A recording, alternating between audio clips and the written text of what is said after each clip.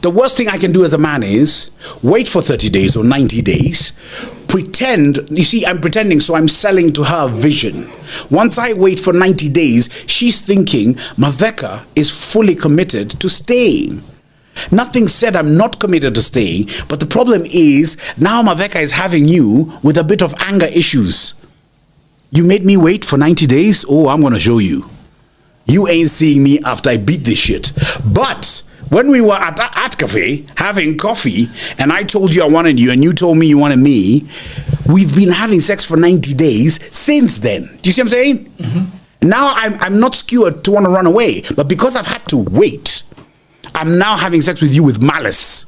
I'm going to crucify this vagina and disappear. How do you keep this nigga waiting?